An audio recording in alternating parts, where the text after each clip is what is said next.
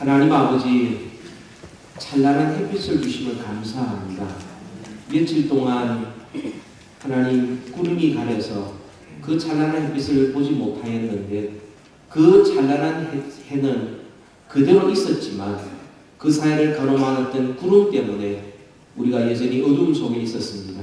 하나님, 이 시간 우리의 마음 속에 또 우리의 생활 속에 하나님과 우리 사이를 가로막는 모든 것을 없이 하여 주옵시고 주님을 보고 알고 온전히 경배할 수 있게 하여 주시옵소서.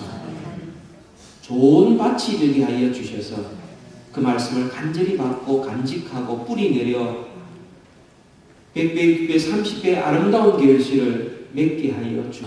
부족한 자를 말씀 전하는 자로 세워주셨사오니 주의 목으로 사용하여 주옵시고 전하는 자 듣는 자 우리 모두 말씀 앞에 결단하고 순종하여 아름다운 열매 풍성하게 맺게 하여 주옵소서. 예수님 이름으로 기도하옵나이다. 아멘. 여러분, 성탄절의 주인은 예수님이십니다. 근데 여러분, 우리 현실은 어떠합니까? 이 성탄의 계절에 참 장식도 있고 선물도 있고 파티도 있고 루돌프 사슴도 있고 산타크로스도 있는데 예수님은 너무너무 희귀합니다. 실제로 성탄의 주인은 예수님 밖에 없는데 우리 주위에는 다른 것들 때문에 막상 예수님을 잊어버리는 경우가 많이 있습니다. 요즘은 젊은 부부들이 그렇게 하진 않지만 전에는 잔치할 때 뭐 백일잔치, 돌잔치 뭐 이렇게 할 때에 정작 주인공들은 배가 고파 쫄쫄 굶습니다. 왜냐하면 오신 손님들 대접하느라고 아이 젖 먹을 시간 다 잊어버리고 막상 백일 또 돌 맞이하는 그 당사자는 그날이 제일 못 먹는 날이에요. 이런 일들이 오늘 우리 현실 세계에서 얼마든지 일어나고 있습니다.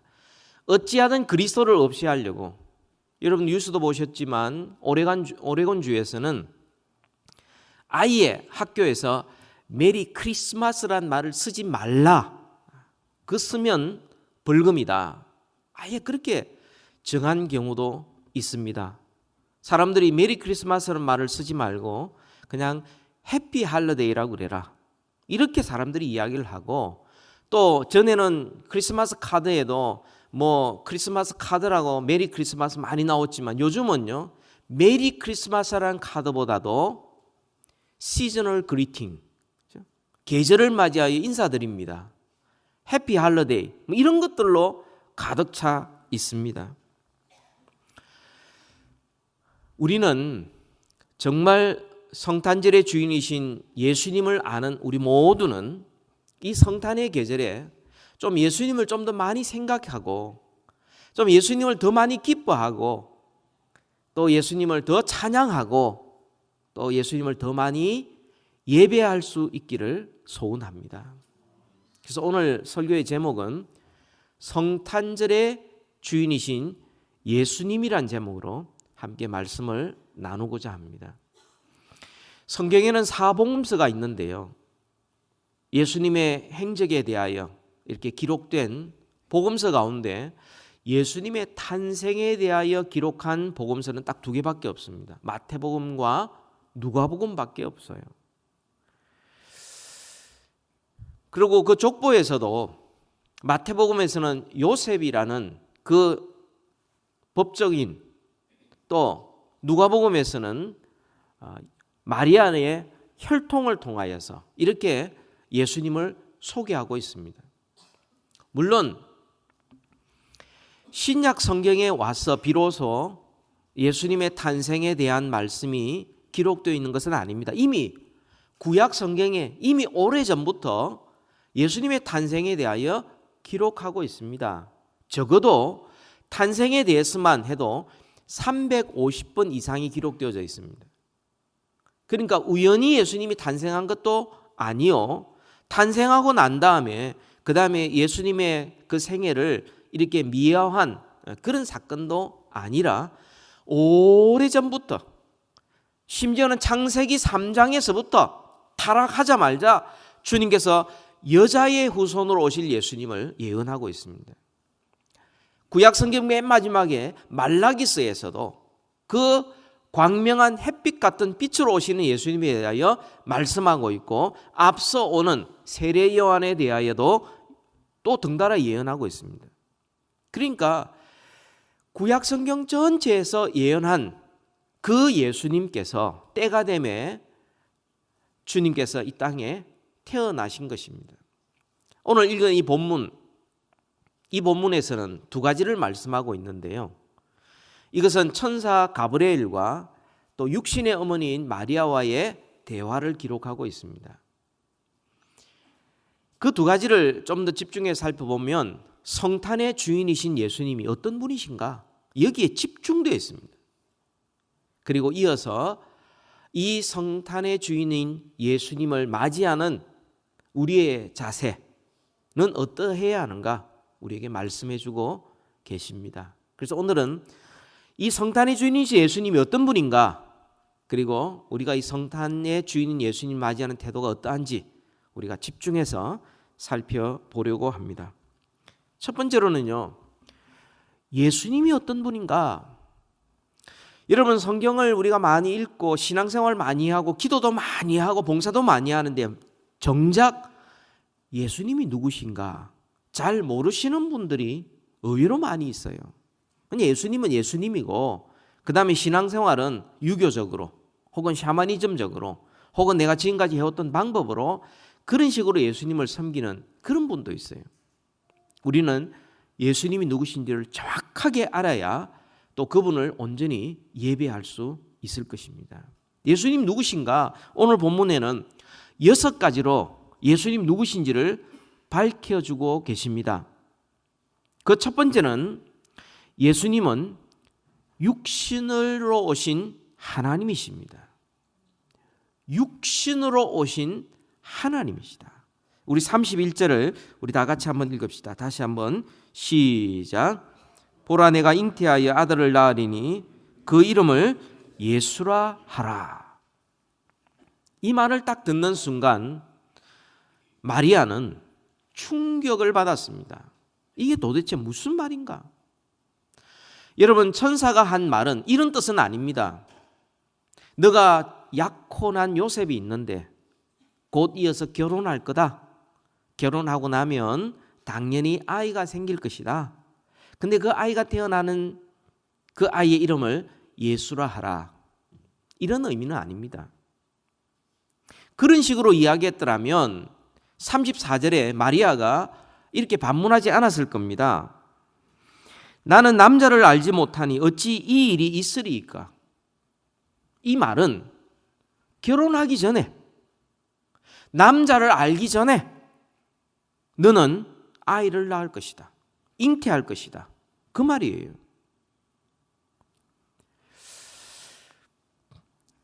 천사는 사내를 전혀 알지 못하는 동정자의 몸에서 하나님께서 육신을 입고 이 땅에 오실 것이다. 이 말이에요. 남자를 통하여 남자의 후손으로 오는 것이 아니라 여자를 통하여 여자의 후손으로 오신다. 그렇게 말씀합니다. 오늘 많은 사람들이 이걸 믿지를 못해요. 그렇죠? 어떻게 남자와 여자의 그 결합 없이 어떻게 생명이 탄생하고 아이가 태어날 수 있습니까? 믿을 수 없습니다. 모든 오고 오는 세대들이 다 믿을 수 없어요. 그들을 위해서 당사자인 마리아가 직접 천사에게 물었습니다. 나는 남자를 알지 못하는데 어떻게 이 일이 일어날 수 있습니까? 처음 질문한 거예요. 이 질문에 대한 해답이 예수님의 동정녀 탄생에 대한 모든 사람에게 주시는 하나님의 해답이 되는 거죠. 성령이 너에게 임하고 지극히 높으신 능력이 너를 덮으시면 그 일이 가능하다. 하나님의 모든 말씀은 능하심이 없느니라. 예. 인간적으로는 불가능한 일이에요. 상식적으로, 경험적으로는 일은 있을 수 없는 일입니다. 그러나 하나님은 무슨 일이든지 하실 수 있기 때문에 일이 가능한 것입니다. 인류 역사상 이런 일들은 두 번 다시 없었습니다. 혹시나 제가 하는 말씀인데요. 누군가 손만 잡았는데 아이가 생겼다 이러면 거짓말입니다. 그런 법은 없습니다. 단 한 번의 사건이에요. 두 번 다시 없는 사건이에요. 왜냐하면 우리의 구원자도 단 한 분밖에 없기 때문이에요. 예수 그리스도.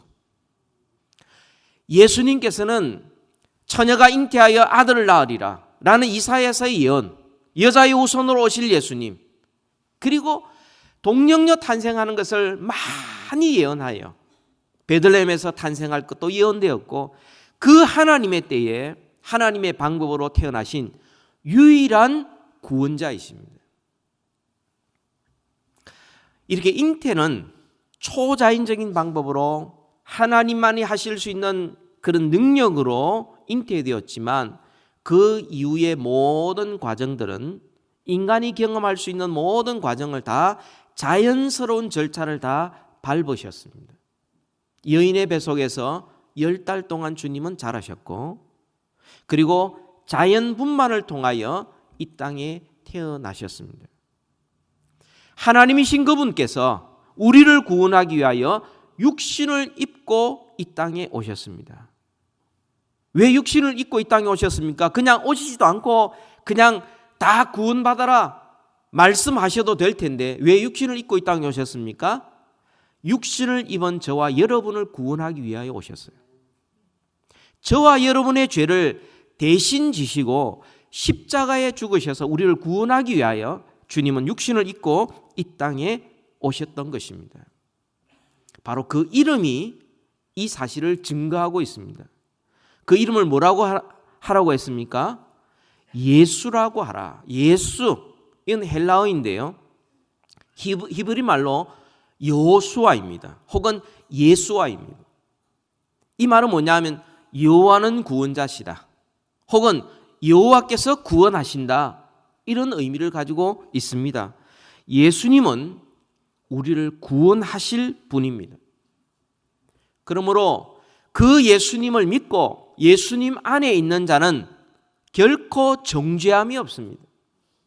예수 그리스도를 믿는 자는 이제는 구원 얻을 뿐만 아니라 하나님의 자녀가 되는 권세를 얻게 됩니다. 뿐만 아니라 주님이 육신을 입고 이 땅에 오셨다는 것은 우리가 육신을 입고 이 땅에 당할 수 있는 모든 문제와 모든 고통을 주님은 다 당하셨다는 거죠. 그리고 다 이해하신다는 겁니다. 예수님께서는 우리를 죄악 가운데서 멸망으로부터 우리를 건져내실 뿐만 아니라 일상생활 속에서도 우리를 구원하기를 원하십니다. 우리의 염려와 근심과 두려움 가운데 빠져 있는 자들 주님은 다 알고 계시고 그 고통은 주님은 다 경험하셨고, 그러면서 우리를 그 가운데 건져내실 능력의 하나님이십니다. 우리 가운데 혹시 아직도 염려하고 근심하고 걱정하고 있는 분 계시면요, 혼자 그 끙끙거리면서 고민하지 마십시오. 그 모든 문제를 가지고 주님 앞에 맡기시고 주님을 의지하시면 주님께서 우리를 건져 주실 것입니다. 우리에게 진정한 평화로 함께해 주실 것입니다. 예수님이 누구시냐? 육신으로 오신 하나님이십니다. 두 번째로 성탄의 주인이신 예수님이 어떤 분이신가? 우리가 32절을 같이 읽읍시다. 시작. 그가 큰 자가 되고 지극히 높으신 이의 아들이라 일컬어질 것이요 주 하나님께서 그 조상 다윗의 왕위를 그에게 주시리니. 그가 큰 자가 되고, 우리 예수님은 큰 자이십니다. 여러분, 성경에 큰 자가 한 사람 더 나오는데 세례요한이죠. 1장 누가복음 1장 15절에 보면 그가 주 앞에 큰 자가 되며 라고 말하고 있습니다. 세례 요한이 여자가 난 중에 가장 큰 자인데 조건이 있어요. 주님 앞에 큰 자예요. 주님 앞에 큰 자예요. 다시 말하면 하나님께서 세례 요한을 큰 자로 만들어 주신 겁니다. 그런데 예수님은 원래부터 영원 전부터 주님은 근본적으로 크신 분이세요. 하나님께서 그를 큰 자로 만드신 것이 아니라 원래 주님이 큰 자이십니다. 하나님과 동등하신 분이에요. 하나님께서 영화롭고 권세 있는 것처럼 예수님도 영화롭고 권세 있는 분이세요. 모든 예배와 찬양을 받으시기에 합당하신 분이십니다. 하나님처럼 예수님도 전지전능하신 분이세요. 우리의 심령과 골수를 다 알고 계시고 마음의 생각까지도 다 아시는 분이 예수님이시죠. 하나님이 큰 자로서 높고 위대하신 것처럼 예수님께서도 성탄절의 주인이신 예수님께서도 높고 위대하신 분이십니다. 그분이, 그 크신 분이 육신의 몸을 입고 이 땅에 어린 아기로 탄생하셨습니다. 우리를 위해서. 세 번째로 예수님이 어떤 분이냐? 육신을 입으신 하나님이시요 큰 자일 뿐만 아니라 지극히 높으신 이의 아들이라 일컬어질 것이요.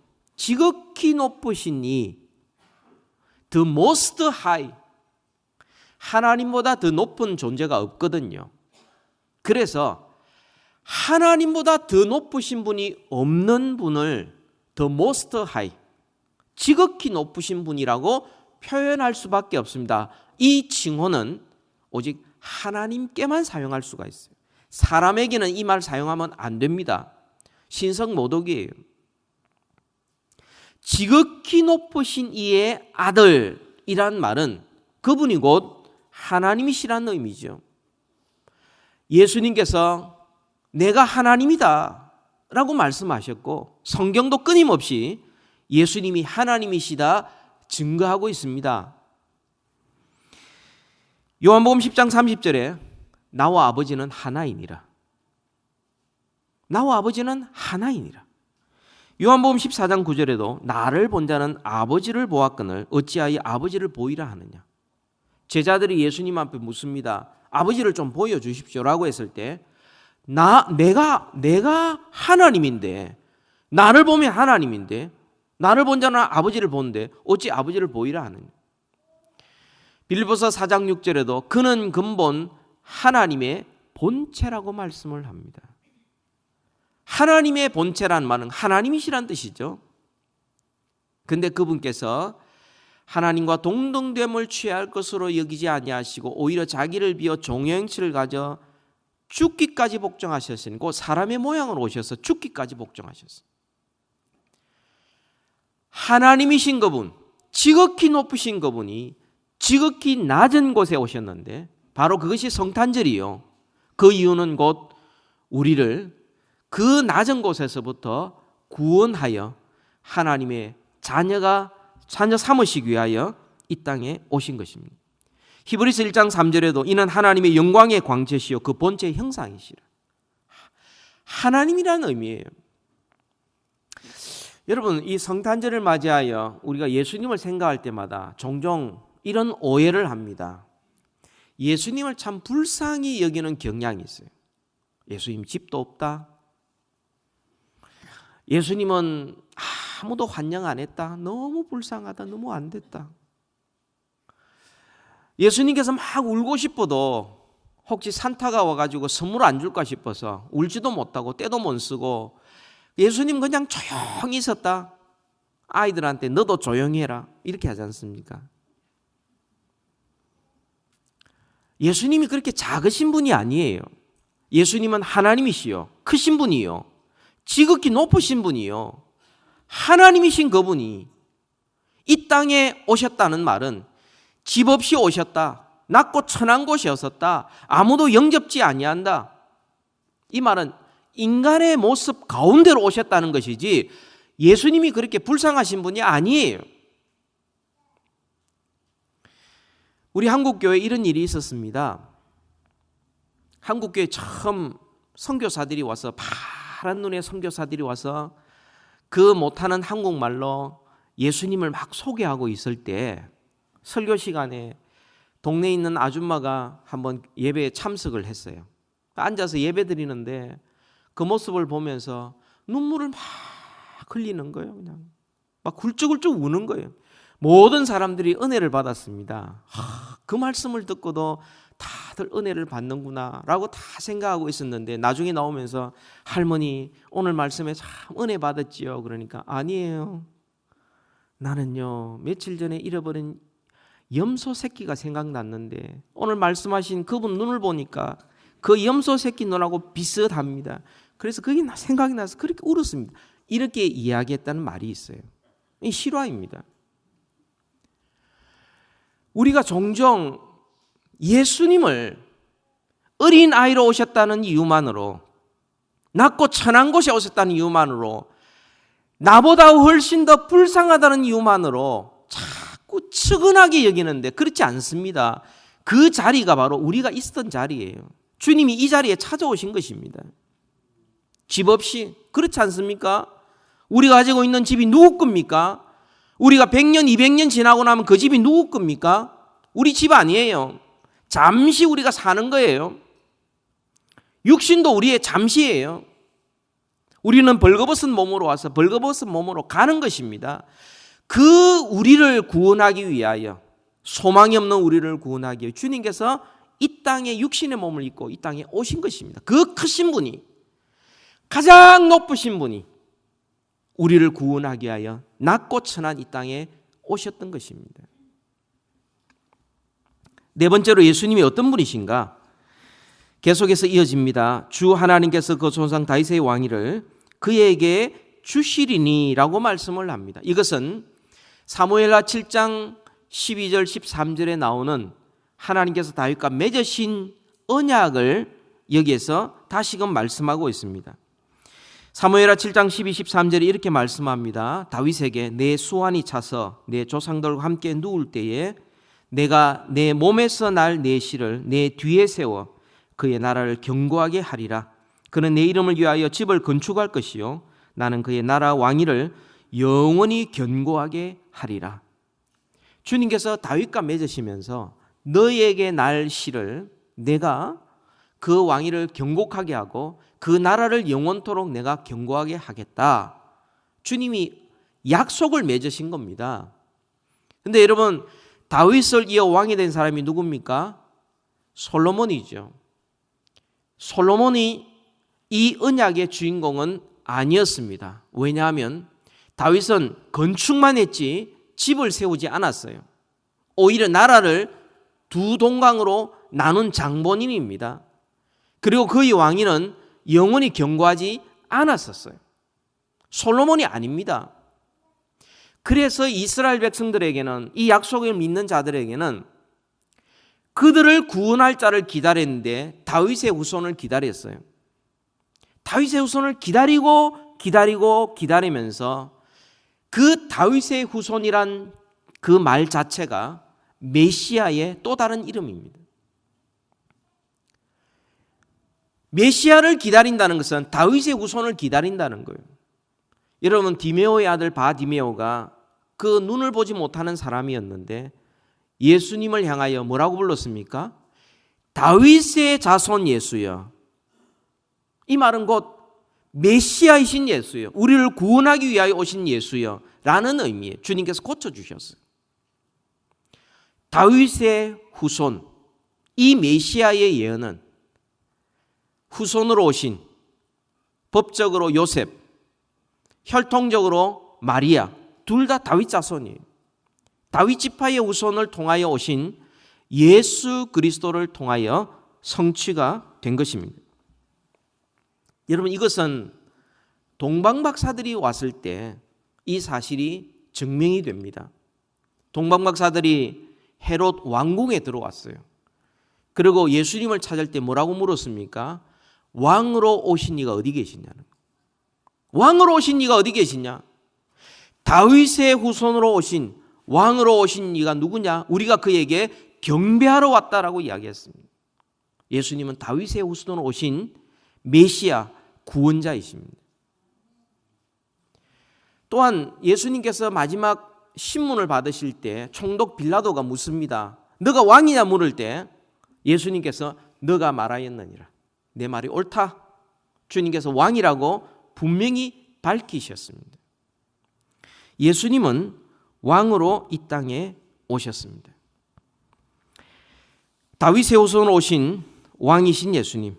다섯 번째입니다. 33절 우리 같이 한번 읽읍시다. 누가복음 1장 33절 시작. 영원히 야곱의 집을 왕으로 다스리실 것이며 그 나라가 무궁하리라. 야곱의 집은 이스라엘 전체를 가리킵니다. 예수님은 왕으로 이 땅에 오셔서 왕으로 다스릴 분이십니다.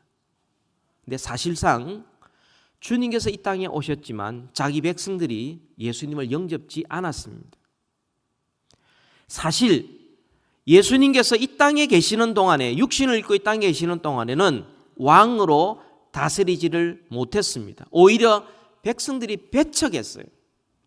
오히려 죄인 취급했어요. 오히려 십자가에 죽여버렸습니다.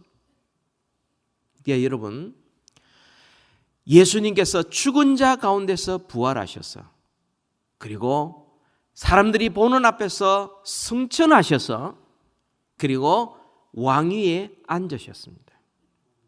하나님 보좌 우편에 앉으셔서 이제는 모든 백성들을 다 통치하시는데 특별히 야곱의 집인 영적 이스라엘을 다스리시며 그들로부터 경배를 받으십니다.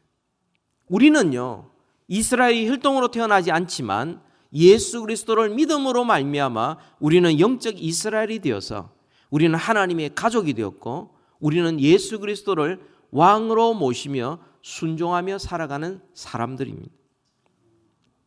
왕이신 예수님, 우리가 이 땅에 살아가면서 사람들에게 보이려고 우리의 어떤 왕이 다른 것이 아니라 오직 예수 그리스도만이 우리의 왕이시고 그 왕이신 예수님께서 우리를 다스릴 것이고 왕이신 예수님께서 우리를 보호해 주실 것이고 우리를 돌보아 주실 것입니다.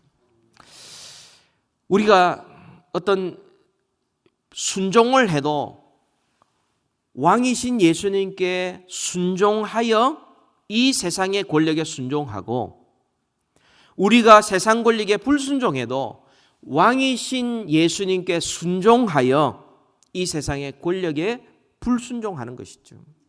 그래서 우리가 어떤 너무 세상 정치에 이렇게 저렇게 하면서 마치 거기에 우리의 생명이 있는 것처럼 우리의 미래가 걸린 것처럼 그렇게 나아가는 것은 왕을 잊어버리고 마치 세상에 보이는 권력이 우리의 왕인 것처럼 물질이 왕인 것처럼 세상의 명예가 왕인 것처럼 건강이 왕인 것처럼 다른 왕을 섬기는 모습이에요. 우리의 왕은 오직 예수 그리스도 한 분으로 충분합니다. 마지막 여섯 번째입니다. 그 나라가 무궁하리라. 여러분, 세상의 어느 나라도 무궁하지 않습니다. 아수르도 바벨로니아도 다 무너졌습니다. 페르시아 제국도 무너졌습니다. 헬라와 로마도 무너졌습니다. 세상에 있는 모든 나라들, 그들이 힘이 있고 강력할 때는 뭐 어떤 군사력이나 경제력이나 정치력이나 어떤 이런 것들로 막 세워지는데 그것이 없어지면 그 나라는 금방 무너져요. 그러나 우리 예수님께서 다스리는 하나님의 나라는 결코 무너지지 않습니다.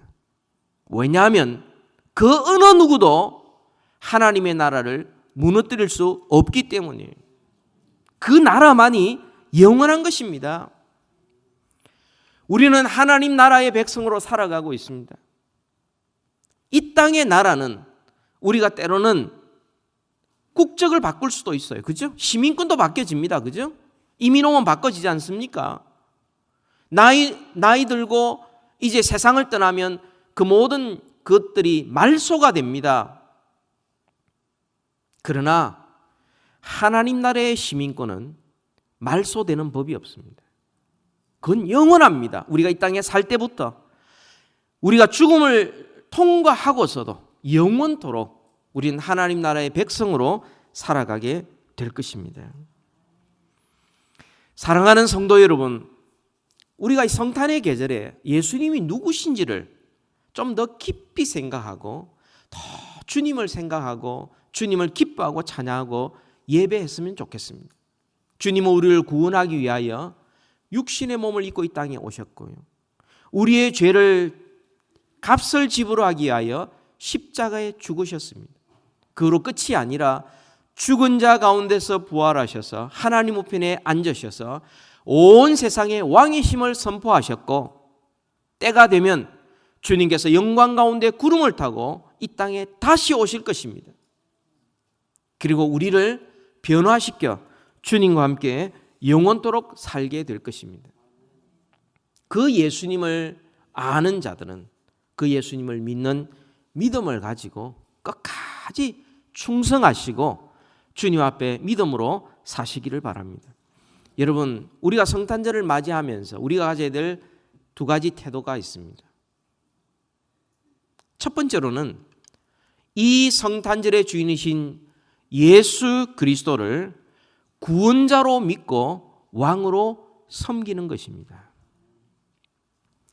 요한복음 1장 11절 12절에 자기 땅에 오매 자기 백성이 영접하지 아니하였으나 영접하는 자 곧 그 이름을 믿는 자들에게는 하나님의 자녀가 되는 권세를 주셨으니 라고 말씀을 합니다. 예수 그리스도를 우리 구원자로 모시고 그리고 왕으로 섬기며 따라가는 자세가 우리에게 필요합니다. 이 성탄의 계절에 우리가 기도할 제목은 이겁니다. 예수님, 베들레헴에 오신 것처럼 예수님, 우리의 마음에도 오시옵소서.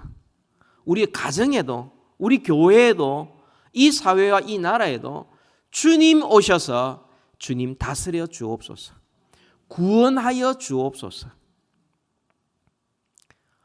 이 성탄의 계절에 우리가 잊지 말아야 될 것, 예수 그리스도를 구원자로 모시고 그리고 왕으로 섬기며 살아가는 것입니다. 마지막으로 또 한 가지 중요한 것이 있는데 우리는 겸손히 순종하는 것입니다. 여러분, 마리아를 보십시오. 그는 처녀입니다. 처녀가 잉태하면 그 당시 율법으로는 돌에 맞아 죽는 법입니다. 있을 수 없는 일입니다. 그런데 마리아는 뭐라고 말합니까?